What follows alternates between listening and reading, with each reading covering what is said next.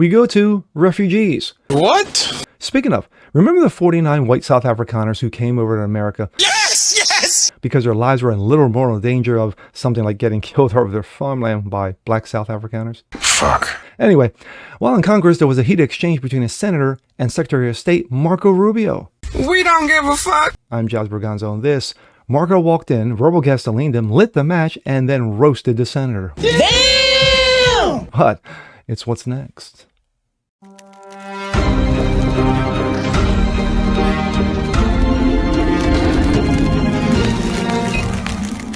What's up, everyone?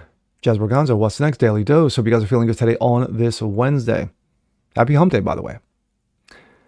Anyway, what's going on?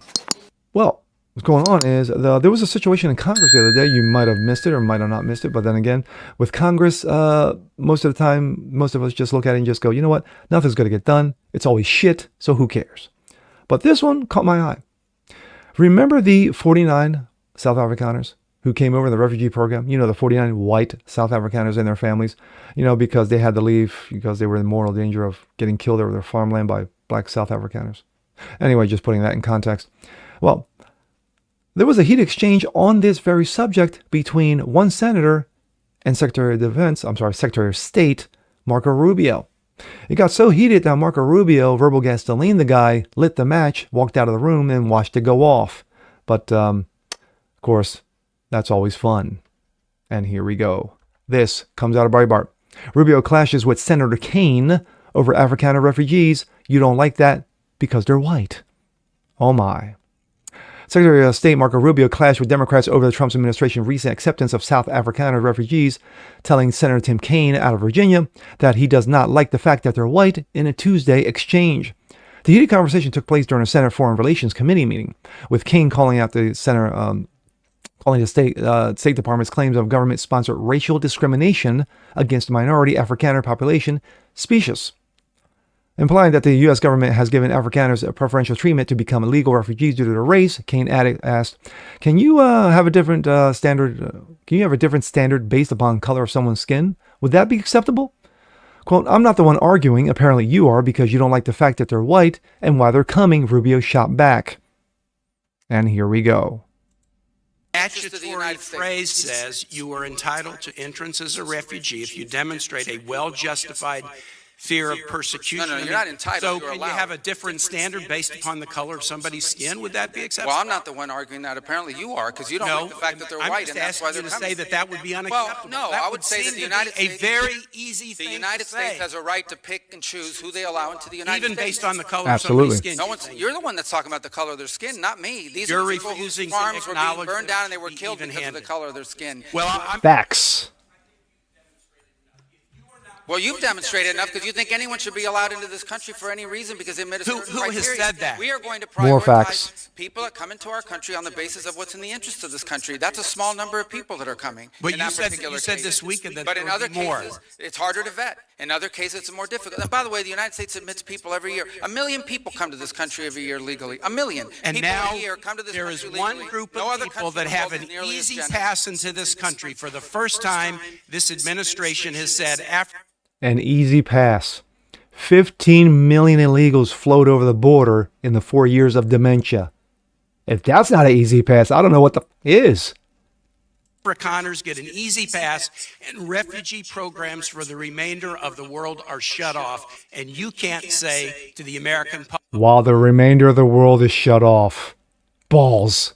public that we should apply this statute in an even-handed way. No, I think it should be Shocking applied in a and I way. yield No, you back. shouldn't be shocked. It should be applied in the national interest of the United States. Our immigration policy should be based on the national interest of the United States. Period. End of story. If there is a subset of people that are easier to vet, who we have a better understanding of who they are and what they're going to do when they come here, they're going to receive preference, no doubt about it. And the thing is that you can easily vet 49 people, you know, men, women, men, women, you know, children, their families. You can easily vet 49 versus, I don't know, 15 million. about it. There are a lot of sad stories around the world. Millions and millions of people around the world. It's heartbreaking. We cannot assume millions and millions of people around the world. No country can. So you have to have a process of deciding who do you prioritize, who do you allow in. We do it all the time. We do it in our immigration system now under our current laws. Unfortunately, it's primarily based on family connection and not on what they're going to contribute to the society from a merit standpoint. That should be changed, but that'll require statutory changes. But the bottom line is, this notion that somehow we have to accept anyone who wants to come to the United States is absurd. No country in the world has an immigration policy like that. And no one is arguing that we should. I yield back, Mr. Chair. Thank you very much. To the United States. Wow. Quote, the United States has a right to pick and choose whom they allow in the United States, the secretary argued before being interrupted by the senator. Based on the color of someone's skin, Kaine again pressed. Rubio said, you're the one that's talking about the color of skin, not me. These are people whose farms were burned down and were killed because of their color of their skin by black South Afrikaners. That's a fact. That is an absolute 1,000% fact. Dispatch stemmed from less than 60 white South African refugees touching down in the United States on May 12th when President Trump condemning the genocide that's taking place against him. Deputy Secretary of State Christopher Landau welcomed the group, which included families, young children at Dulles Airport in Virginia, decrying that the unjust racial discrimination and violence they faced in their home country. Quote, they were really subject to very serious, egregious, and targeting threats, and that we wished them well in their journey in the United States, Landau told Breitbart at the time. We underscored for them the American people that are welcoming and a generous people. We underscore that the importance of assimilation in the United States, which is one of the very important factors, and we look into refugee admissions through this resettlement program that these folks who were vetted in South Africa. Kaine also continued with his remarks on Tuesday. Now we're creating a special pathway for white South African farmers in a country governed by a unity government that includes Afrikaner parties. Quote, would you agree, Mr. Secretary, if we interrupted the phrase a well-founded fear of persecution, we should apply that standard even-handedly? Rubio responded, I think we should apply the national security interests of the United States. Boom. The United States has a right to choose whom it allows and prioritizes that choice, he added. And it should be applied to even-handedly, Kaine asked, when Rubio replied, our foreign policy does not require even-handedness.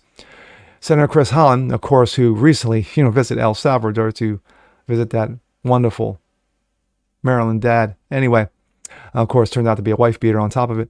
Had very angry words for Rubio during the hearing. I regret voting for you, Van Hollen told the secretary, who was unanimously confirmed by the Senate in January. You regret voting for me confirms I'm doing a good job, Rubio responded. I have to tell you directly and personally that I regret voting for you for Secretary of State. I yield back. May I respond? You may see. Well, first of all, your regret for voting for me confirms I'm doing a good job. Boom. The fact of the matter is that for Van Hollen to, and I'm just going to go to the end of this, for Van Hollen to have the balls to say, I regret voting for you because, you seem to be a little racist, which of course, which he's implying is absolutely ridiculous, stupid, and asinine. But then again, he's a Democrat and you should expect nothing less. Being that this is the same guy who went to freaking El Salvador to visit a member of the MS-13 gang who beat his wife and who got kicked out of the country because he was here illegally, because he felt sorry for the guy and he had to go visit him in that heinous hellhole of a prison. Not really. They were at a cafe sipping coffee and talking bullshit. Anyway, back to this. The 49 South Afrikaners and their families who came over have a legitimate right to be here under the refugee program. Their lives were in mortal danger because, of course, getting killed over their farmland by black South Afrikaners. Those are facts. Those are not opinions. Those are not pulling shit out of the air or out of your ass. Those are facts. And for Knucklehead Kaine to argue, it's all about because of race. And Rubio goes, I never said shit about race, dude. You're the one who's bringing it up. There is your problem right there. And pretty much there's your answer from one side versus the other. I'm Jazz Borganzo. This is What's Next. Want to see more like this, please leave a comment below. Like it, share it, subscribe to it. Hit that notification bell so you guys never miss a thing. Continue spreading the word about the show. Appreciate you guys watching as always. And we'll see you next time. Peace.